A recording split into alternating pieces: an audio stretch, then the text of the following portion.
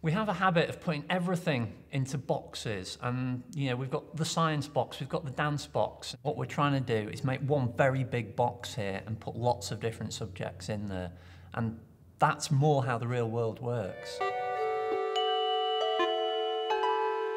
Schools today are being very much encouraged to work in a cross-curricular way. So evolution is obviously part of the science curricula, but I thought it would be really exciting to look at evolution and variation in movement through dance.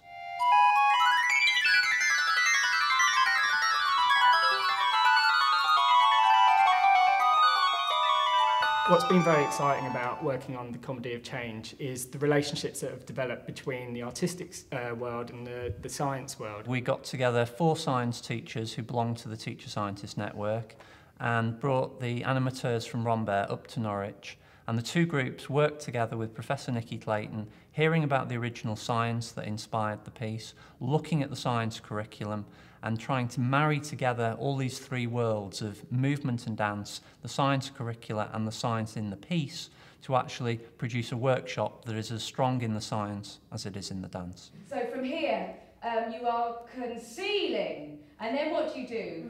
Revealing, and then a bit of display. Every move we've done, Devs explains the way that it's revealing or it's concealing, or it's the same but different. Being a little bit hidden, then showing. Showing and telling, and then hiding and keeping a little bit secret. In the dance we do moves that don't show our body parts, and then we just go out to reveal our body parts.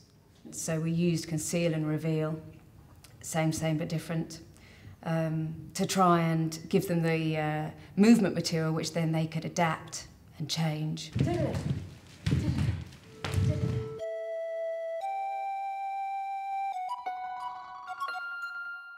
And then from that, working with props in order to find their own style of movement. Thinking about what you could do that's slightly different with your prop.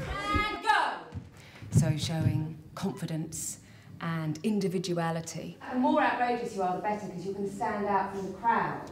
And that's what we're trying to do. We're trying to be, we're all the same, but there's going to be moments where you stand out being different from everybody else. When Deb said that we have to stand out from the crowd, I think I was a bit embarrassed at first, but then when I started to get into it, I was a bit more confident, and I just made up my own and then didn't care what anyone else thought.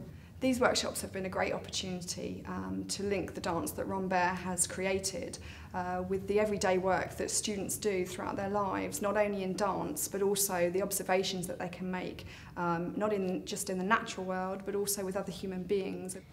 Yeah, it's made me think about the way that people have different personalities and the way we do things differently. Say I put my hair down one day and someone puts their hair up. I like to be different from the whole entire crowd, and in my dance I like to show that. I try making things different, and if I see one move I like, then I try to look at it but make it different to what they are. We don't go in and tell them how to dance or how to watch a show, but it's really to give them the tools to get that deeper understanding, and also to unlock their own creativity, really taking the ideas of the leading choreographers that we work with and putting them in the classroom as a tool for young people to express themselves.